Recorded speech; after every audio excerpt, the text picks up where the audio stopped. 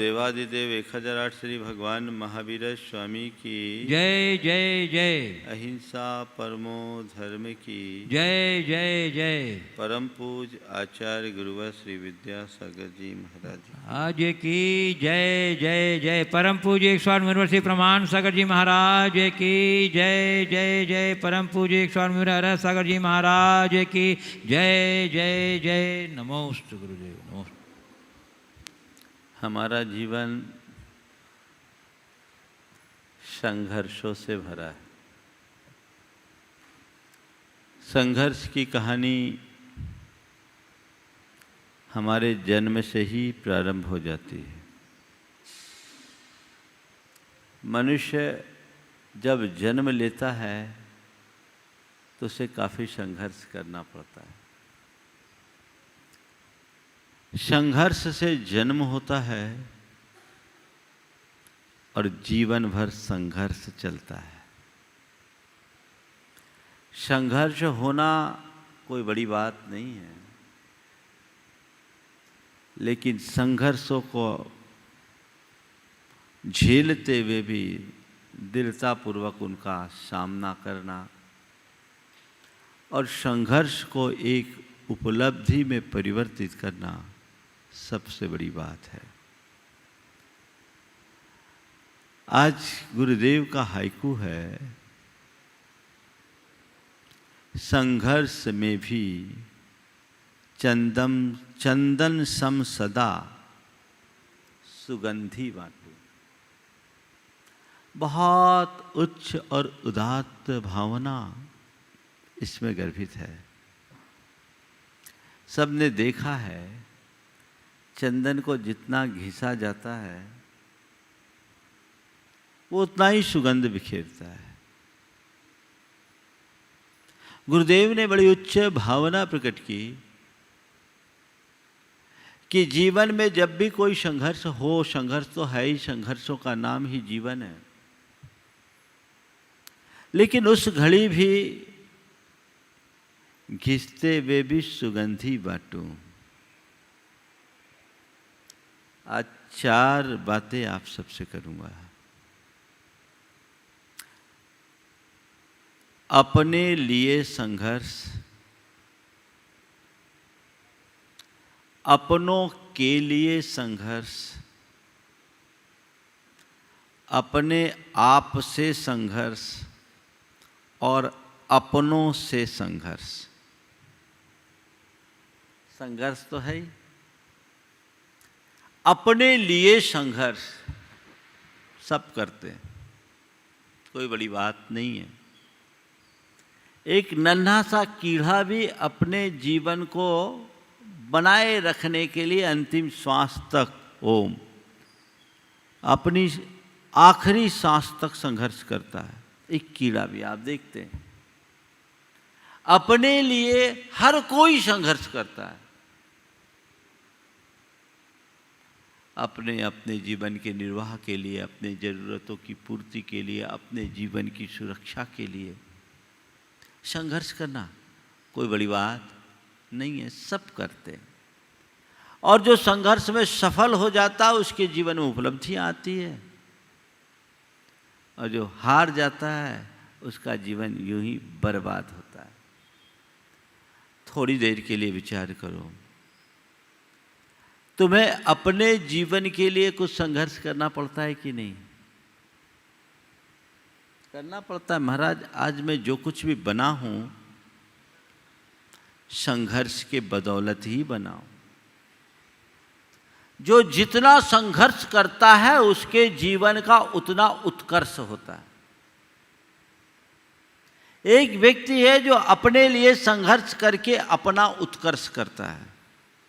बहुलता से ऐसे लोग मिलेंगे। बहुत सारे लोगों के विषय में लोग कहते हैं, महाराज ये बड़ा संघर्षशील व्यक्ति है, इन्होंने अपने जीवन में बड़ा संघर्ष किया और संघर्ष के बदौलत इनने ऊंचाई को छुआ। बहुत अच्छी बात है। उस संघर्ष से उनने जो ऊंचाई छुई है, जो उनका उत्कर्ष है, वो उनकी वैयक्तिक उपलब्धि है और केवल इस संसार तक टिके रहने वाली।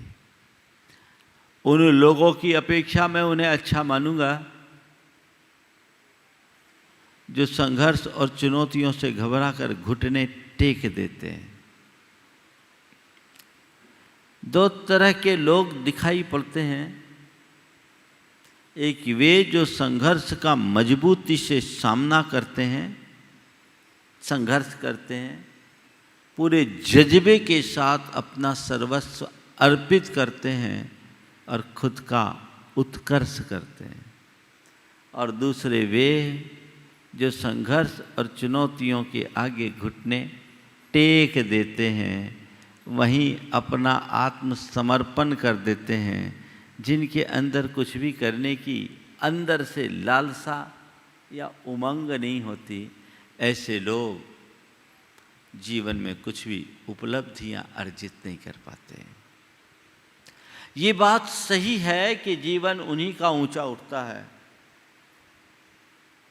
जीवन उन्हीं का ऊंचा उठता है जो कुछ उत्कर्ष करते हैं, अपने आप को आगे बढ़ाने की कोशिश करते हैं। एक बीज जब धरती में बोया जाता है तो बीज को अंकुरित होने के लिए संघर्ष करना पड़ता है और संघर्ष में खुद को मिटाना पड़ता है। बीज जब मिटता है उससे अंकुर फूटता है, अंकुर सीधा आता है और फिर वह एक पौधा बनता है। धूप, गर्मी, सर्दी, बरसात सबका सामना करता है। तब कहीं जाकर वो एक वृक्ष का रूप धारण कर लेता है। वो एक वृक्ष का रूप धारण करता है, खुद धूप में रहकर औरों को छाया देता है। लेकिन बीज से वृक्ष तक की जो कहानी है, कभी आपने सोचा ये कहानी कैसी है? बीज से वृक्ष तक की कहानी। भैया ठीक करो।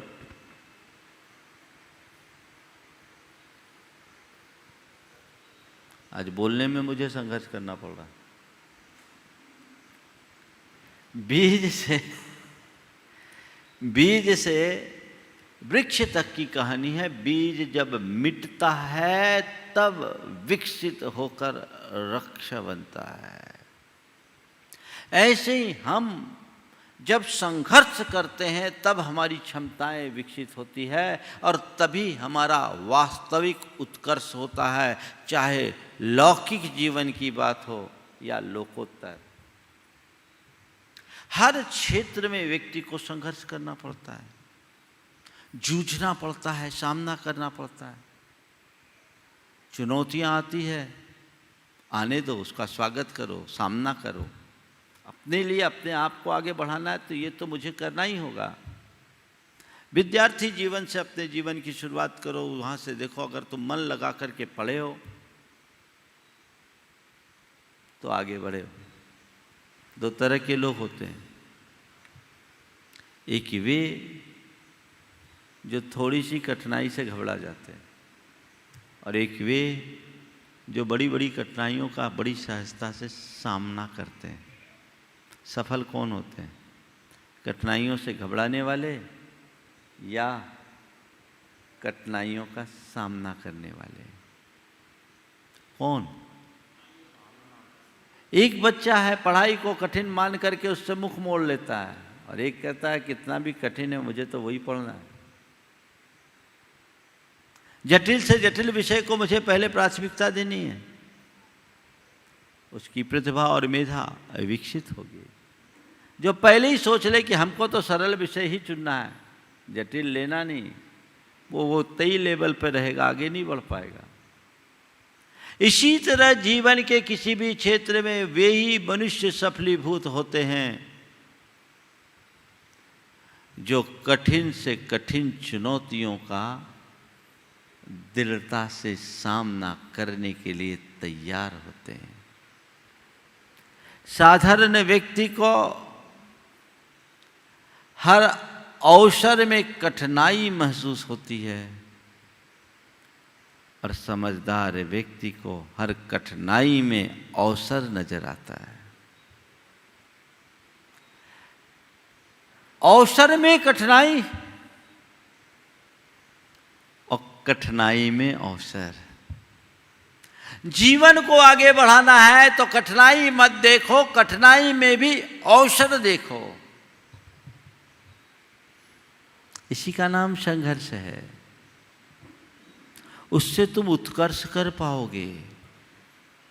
स्वयं के विकास के लिए भी ऐसा संघर्ष जरूरी है। पढ़ने लिखने के लिए परिश्रम जरूरी है, व्यापार में सफल होने के लिए परिश्रम जरूरी है, संघर्ष जरूरी है, अपने घर परिवार के संबंधों को बनाए रखने के लिए संघर्ष जरूरी है, समाज में अपने आप को स्थापित रखने के लिए संघर्ष जरूरी है कि नहीं? और अपने आत्मा के लोकोत्तर हित के लिए भी संघर्ष जरूरी है। हर पल संघर्ष करना होगा। आप लोग भी संघर्ष करते हैं, हम लोग भी संघर्ष करते हैं। बोलो किसके जीवन में संघर्ष ज़्यादा है? हाँ, तुम्हारे जीवन में या हमारे जीवन में? हाँ, हमारे जीवन में। और ये बताओ हर्ष किसके जीवन में ज़्यादा है? उत्कर्ष किसका है? क्या सब आपका? तो भैया तुम्हें कौन रोक रहा? आओ। महाराज वो नहीं हो सकता, तो फिर क्या होगा? संघर्ष सबको करना होता है और हीनाधिक रूप में मनुष्य करता भी है। इस संघर्ष में उत्कर्ष है। अगर तुमने लोक क्षेत्र में संघर्ष किया, तुमने अपना लौकिक और भौतिक उत्कर्ष किया, उसके परिणाम से यत्किंचित तुम्हें हर्ष भी हुआ। लेकिन अपने लिए संघर्ष बहुत बड़ी बात नहीं है। अपनों के लिए संघर्ष कितना किया? अपने लिए संघर्ष करना यानी अपने स्वार्थ के लिए लड़ना, अपनों के लिए संघर्ष करना यानी औरों के भलाई के लिए लड़ना। कितना? हिसाब लगाओ। अपने जीवन के संघर्षों की कहानियों की तरफ थोड़ी देर के लिए अपनी दृष्टि दौड़ाओ और देखो पाओगे ज़्यादातर अपने लिए या औरों के लिए क्या है? होगा या तो अपने लिए या अपनों के लिए। औरों के लिए तो वो मतलब ही नहीं। एक सत्पुरुष और साधारण पुरुष में यही अंतर होता है। साधारण व्यक्ति केवल अपने लिए रोता है, अपने लिए लड़ता है, अपने लिए संघर्ष करता है। और जो सत्पुरुष होते हैं वो अपने लिए नहीं, औरों के लिए अपना सर्वस्व न्योछावर कर देता है।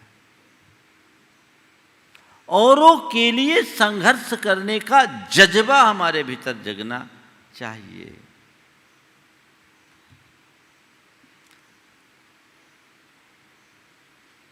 कहते हैं होना होता है जिनको तो अमर, वे लोग तो जिया ही करते हैं, औरों के लिए जीवन अपना कुर्बान किया करते हैं। जो औरों के लिए अपना जीवन कुर्बान करे, औरों के लिए संघर्ष, बहुत बड़ी बात। औरों के लिए में व्यापकता है। अपने परिवार के लिए तुमने क्या संघर्ष किया? अपने समाज के लिए तुमने क्या संघर्ष किया? अपने संस्कृति के लिए तुमने कितना संघर्ष किया? अपने धर्म के लिए तुमने कितना संघर्ष किया? और अपने देश के लिए तुमने कितना संघर्ष किया? हिसाब लगाओ। कुछ नंबर आ रहे हैं।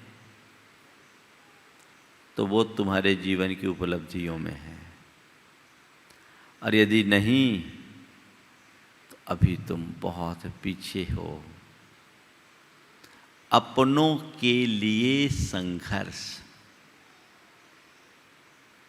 बहुत लोग हैं, हम अपने देश के इतिहास को पलट कर देखते हैं तो हमारा संपूर्ण इतिहास संघर्ष और बलिदानों का इतिहास दिखता है। संघर्ष और बलिदानों का इतिहास दिखता है, और वो भी सहर्ष है, अपने लिए नहीं, औरों के लिए। हमें ये देखना है कि उस आदर्श का कितना अंश मेरे जीवन में है। बातें करूं, फिर हाइकू की बात आपसे करूंगा। तो ये सवाल आपके लिए छोड़ रहा हूं, औरों के लिए कितना संघर्ष। नंबर 3, अपने से संघर्ष। और नंबर 4, अपनों से संघर्ष। अपने लिए संघर्ष सकारात्मक है, अपनों या औरों के लिए संघर्ष भी सकारात्मक पहल है। लेकिन अपने आप से संघर्ष और अपनों से संघर्ष, ये दोनों बड़े खतरनाक हैं। मुझे आज तो ऐसे लोग ज़्यादा दिखाई पड़ते हैं जो अपने आप से ही जूझते रहते हैं, अपने आप से लड़ रहे हैं, अपने अंदर अंतर्द्वंद पाल रखे हैं, है? जिनके भीतर द्वंद है वो अपने आप से लड़ रहे हैं। बहुतों के जीवन में ऐसा होता है, लोग कहते हैं मैं अपने आप से लड़ रहा हूँ, अपने आप से लड़ता हुआ महसूस करता हूँ, कुछ निर्णय नहीं ले पाता, क्या करें? होता है। क्यों? यदि तुम्हारे मन में भय है, कुंठा है, चिंता है, अवसाद है, तो तुम सतत अपने आप से ही जूझते हुए महसूस करोगे। और उससे क्या होगा? तुम्हारी सारी आत्मशक्तियां कुंठित हो उठेगी, फिर तुम कुछ करने की स्थिति में नहीं रहोगे। संत कहते अपने आप से मत लड़ो, अपने आप से जूझ करके तुम हारोगे ही। अपने आप को मजबूत बनाओ, अपने आप से क्यों लड़ना? इन भय, चिंता, कुंठा को दूर करो, आध्यात्मिकता का रास्ता अपनाओ। कहीं तुम्हारे अंदर अंतर्द्वंद का कोई स्थान ही नहीं बचेगा। हर पल आनंद रहेगा, हर पल आनंद रहेगा। अपने आप से लड़ने का सवाल ही क्या? क्यों हम अपने आप से लड़ें? हम अपने आप से क्या संघर्ष करें? हमारे भीतर तो हर्ष होना चाहिए। और ये बहुत सहज है। जब हम अपने जीवन में घटित प्रसंगों को सहर्ष स्वीकारना शुरू कर देते हैं, संघर्ष खत्म हो जाता है। संघर्ष कब होता है? कभी आपने सोचा संघर्ष कब होता है? किसी के भी साथ संघर्ष हो, जब हमारे मन के अनुकूल व्यवहार नहीं मिलता, प्रसंग नहीं घटते, तब न संघर्ष होता है। जो हम बात चाहते हैं वैसा सामने वाला ना करे तो संघर्ष होता है। जो हम चाहते वो हमें ना मिले तो हमें संघर्ष होता है। हम जो चाहते हैं उसको पाने के लिए मनुष्य संघर्ष करता है। यही होता है ना। अपने आप से भी मनुष्य संघर्ष केवल इसलिए करता है क्योंकि उसके अंदर आत्मसंतुष्टि का अभाव रहता है। जीवन में जो जब जैसा घटे उसे सहर्ष स्वीकार कर लो। संघर्ष का नाम ही नहीं, हर पल हर्ष है और जीवन का उत्कर्ष है। मन राजी नहीं होता, घटित कुछ होता है और मन चाहता कुछ है। एक प्रकार का अंतर्द्वंद प्रकट हो जाता है और जब तक वो प्राप्त नहीं होता मनुष्य जूझता रहता है। ये उसे अंदर से तोड़ता है। तो मैं आपसे कहूँगा, अपने आप से संघर्ष मत करो और औरों से भी संघर्ष मत करो। औरों से संघर्ष करने का मतलब है लड़ाई, झगड़ा। क्यों हम किसी से संघर्ष करें? क्यों हम किसी से लड़ाई लड़ें? लड़ाई लड़ने में तो हमारी शक्ति नकारात्मक दिशा में जाएगी। जितनी शक्ति हम औरों से लड़ने में लगाते हैं, उतनी शक्ति खुद को आगे बढ़ाने में लगाएं तो वो हमारे जीवन की एक उपलब्धि बनेगी। लेकिन लोग क्या करते हैं? अपनी शक्ति को प्रायः नकारात्मक दिशा में लगाते हैं, अपनी शक्ति को प्रायः नकारात्मक दिशा में लगाते हैं। जैसा उनको चाहिए वैसा नहीं कर पाते, उनकी दिशा उल्टी हो जाती है। नकारात्मक दिशा में हम अपनी शक्ति को क्यों लगाएं? अपनी शक्ति को सकारात्मक दिशा में लगाएं। कभी औरों से लड़ाई लड़ने की बात ही मत करो।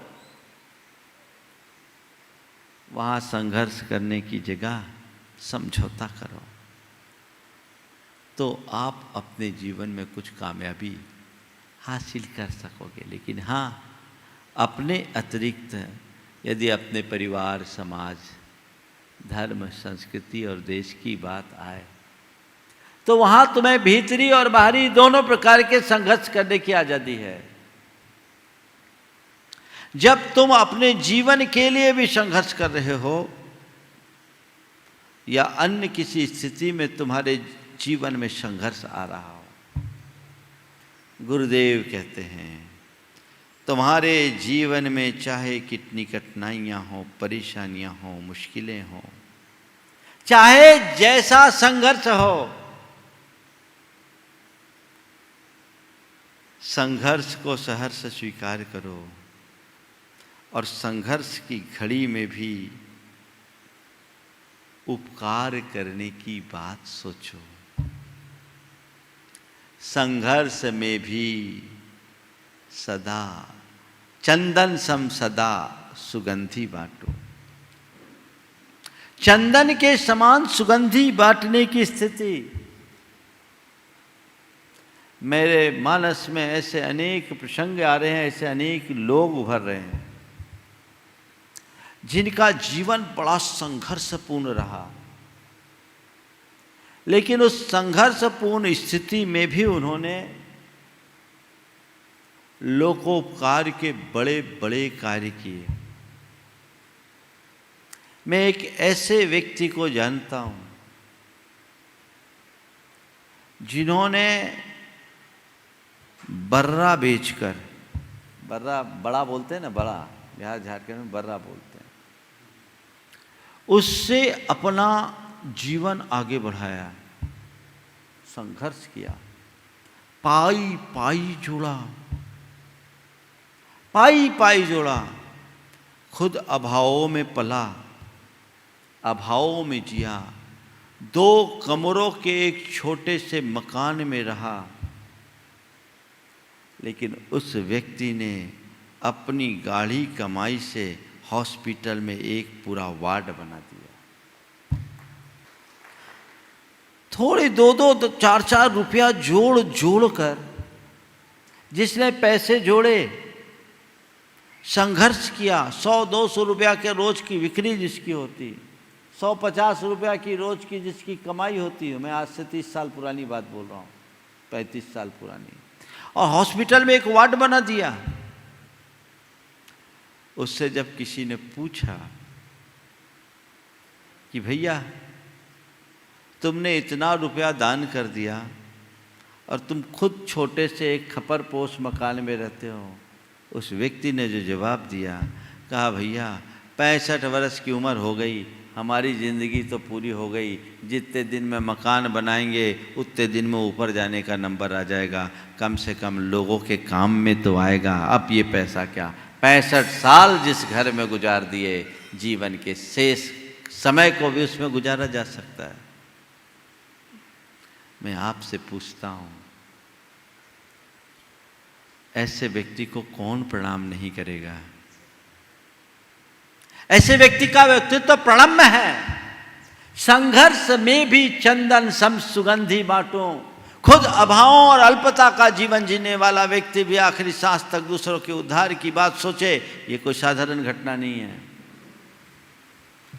सब प्रकार की अनुकूलताओं में कुछ अच्छा कर देना बहुत बड़ी बात नहीं है।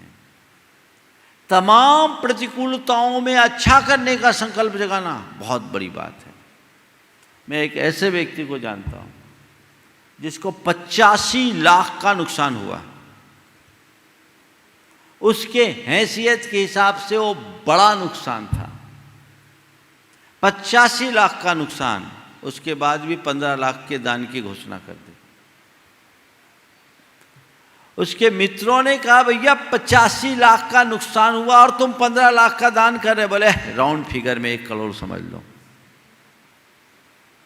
नुकसान ही हुआ तो ये मान लो राउंड फिगर में 1 करोड़ हुआ। उसने लोगों से कहा ये बताओ, जो 85 लाख का नुकसान हुआ यदि 1 करोड़ हो जाता तो मुझे झेलना पड़ता कि नहीं झेलना पड़ता? 1 करोड़ से ज्यादा भी हो सकता था। नुकसान हुआ चला गया, इतना और जाएगा और कमा लेंगे, और क्या है। जीवन में जज्बा, अरे भैया नुकसान हो गया, अब नुकसान हो गया, हाथ बांध लो हाथ बांध लो। अरे भैया जब आग लगती है तो सब स्वाहा होता है। जितना बचा लो वही तुम्हारा है, जितना बचा लो वही तुम्हारा, उसी से जीवन आगे बढ़ेगा। सरसेठ हुकुमचंद जी कासरीवाल को एक बार व्यापार में बड़ा भारी नुकसान हुआ तो उनकी धर्मपत्नी ने कहा कि देखो पापोदय है, नुकसान हो रहा है, रुपया जा रहा है, कुछ अच्छा कर लो।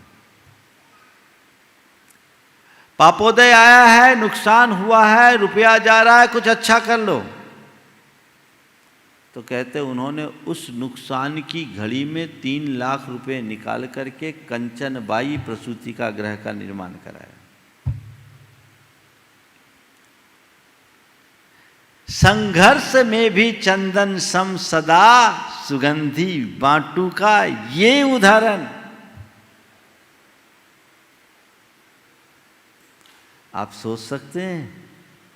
जब मैं कठिनाई में हूं उस घड़ी मेरे मन में किसी और के कठिनाई को दूर करने का मनोभाव, सच्चा इंसान वही है जो अपनी कठिनाई को नजरअंदाज कर दे और औरों की कठिनाई के लिए हर संभव प्रयास करे। सहायक बनो, उसे आगे बढ़ाने की कोशिश करो, ये देखने का प्रयास करना चाहिए। कई ऐसे लोग जिनने अपने जीवन में बहुत बड़े संघर्ष किए लेकिन हमेशा औरों का ख्याल रखा। मैं एक ऐसे व्यक्ति को जानता हूँ जिनने अपने जीवन को बड़े संघर्ष के बदौलत आगे बढ़ाया। घोर अभाव और अल्पता में पले बड़े व्यक्ति, पढ़ लिख नहीं पाया लेकिन अपने हुनर के बल पर आज काफ़ी संपन्नता है। उस व्यक्ति ने एक बार एक बात कही। उस व्यक्ति से केवल मैंने एक बच्चे की पढ़ाई की बात की। उन्होंने कहा महाराज जब भी ज़रूरत पड़े 1 रुपये से लेकर 1 लाख रुपए तक की बात हो, आप मेरे पास ब्रह्मचारी से एक फ़ोन भर करा देना। मैं तो ये सोचता हूँ मैं अभाव में नहीं पढ़ पाया, आज यदि मेरे पास पैसे हैं, मेरे पैसे से कोई पढ़ जाएगा तो यही मेरे जीवन की सार्थकता होगी। हम कहाँ अपनी सोच रखते हैं। संत कहते हैं सोच को सीमित नहीं व्यापक बनाओ। मुश्किल घड़ी में भी मुस्कान कायम रखो। घबराओ मत, विचलित मत हो। अपने मन से पूछो तुम्हारा सारा धर्मानुराग, तुम्हारा सारा उत्साह अगर थोड़ा सा कुछ प्रतिकूल होता है तो कहाँ जाता है? बोलो, ठंडे हो जाते हो, शिथिल पड़ जाते हो, कि दुगने उमंग के साथ चलते हो? क्या करते हो? नहीं, मुझे अपने उत्साह को खंडित नहीं करना, उसे कम नहीं करना। उस दिशा में मुझे सतत प्रयत्नशील रहना चाहिए। मैं एक ऐसे व्यक्ति को जानता हूं जिसकी धर्म पत्नी अर्धविक्षिप्त, एक बेटा एकदम आवारा, दूसरा बेटा मंदबुद्धि, खुद अपने दुकान को चलाना और घर की सारी व्यवस्थाएं करना, लेकिन हर पल खुश रहना, हर पल खुश रहना।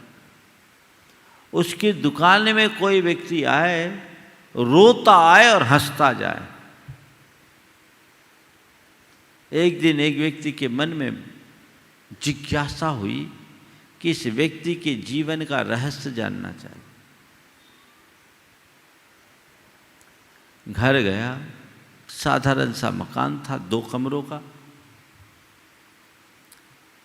जब वो घर गया तो देखता है उसका मंद बुद्धि बेटा उसकी गोद में लेटा था, वो उसके सिर में बाम मल रहा था। धर्मपत्नी अंदर के कमरे में थी। आया, उसने उसका आत्मीय स्वागत किया और उनके लिए चाय प्रपोज किया, चाय बनाने के लिए अंदर जाने को हुआ। बोला, अच्छा क्या घर का काम भी आप ही करते? बोले, क्या बात है, मेरा काम है, मैं सब काम करता हूँ। बोले, क्यों, घर में कोई है ही नहीं? उसको घर की स्थिति का पता था। नहीं, बस मेरी धर्मपत्नी अंदर है, वो अर्धविक्षिप्त है, ये बच्चा मंदबुद्धि है, और एक बेटा है वो आवारा घूमता रहता, अभी आएगा, खाना पीना खा के चला जाएगा। उसको बड़ा आश्चर्य हुआ कि इतनी चुनौती भरी, इतनी मुश्किल और कठिनाई भरी स्थितियों का सामना करते हुए भी आप इतना खुश कैसे रहते हो? आपके पास कौन सा मंत्र है? तुम लोगों को तो मंत्र ही पसंद है। आपके पास ऐसा कौन सा मंत्र है? उस व्यक्ति ने जो बात कही वो बहुत ध्यान देने लायक। उसने कहा, मैं मंत्र कुछ नहीं जानता, मैं केवल एक ही बात जानता हूं, मुझे हर स्थिति में प्रसन्न और संतुष्ट रह करके जीना है। जो जैसा घटे उसे सहर्ष स्वीकार करना है। यही मेरे प्रसन्नता का मूल मंत्र है। आप कर सकते हैं ऐसा? ऐसी घड़ी में भी, संघर्ष में भी हर्ष, संघर्ष में भी हर्ष। हारो नहीं, सामना करो और सहर्ष सामना करो। ठीक है। एक बार गुरुदेव ने एक बात कही, मुश्किल घड़ी में क्या चिंतन करना चाहिए।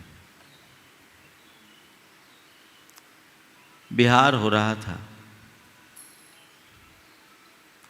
स्थान बताने वालों ने थोड़ा गड़बड़ कर दिया। वो 18 किलोमीटर बताया, 18 माइल निकल गया। उसमें भी एक पहाड़ चढ़े उतरे, फिर दूसरा पहाड़ चढ़े उतरे। उस दिन संघ 5-6 स्थानों में बटा। तारादेही जाना था बेलखेड़ा से। संयोगतः स्थान का पता मैंने ही लगाया था, मैंने ही रास्ता बताया था, लोगों ने मुझे जैसा बताया वैसा कर लिया। अब संग सब पस्त, हालत सबकी खराब। केवल 3 महाराज तारादेही पहुंच पाए थे, बाकी जो जहां जिसको जिधर जगह मिली वहां रुके। आचार्य महाराज समेत हम 6 मुनिराज तारादेही से 3 किलोमीटर पहले एक स्कूल में रुक गए। शाम हो गई, आनंद फानन में जो जगह मिली वहाँ रुक गए कि भाई अब तारादेही तो पहुँच पाना मुश्किल है। स्कूल भी ऐसा था जिसके खप्पर उड़े हुए थे, बड़े बड़े खप्पर होते ना, वो थे 5-7 तो खप्पर उड़े हुए थे। रोशनदान के नाम पर केवल झरोखा था, कांच नहीं, और दरवाजे और खिड़कियों में भीतर से लगाने की कोई व्यवस्था नहीं। थोड़ा धक्का मारो तो दरवाजे ही बाहर हो जाए। बड़े बड़े संत, और सर्दी बहुत तेज। 6 महाराज थे, 6 बिना चटाई वाले। आचार्य महाराज को एक तरफ हम लोगों ने लिटाया, एक ही कमरा था, थोड़ी सी आड़ कर दी, बाकी हम सब महाराज। अब सब महाराज मुझे टारगेट बनाए, कैसी जगह देखी, क्या कर लिया, उनको कोसे जिसने रास्ता बताया।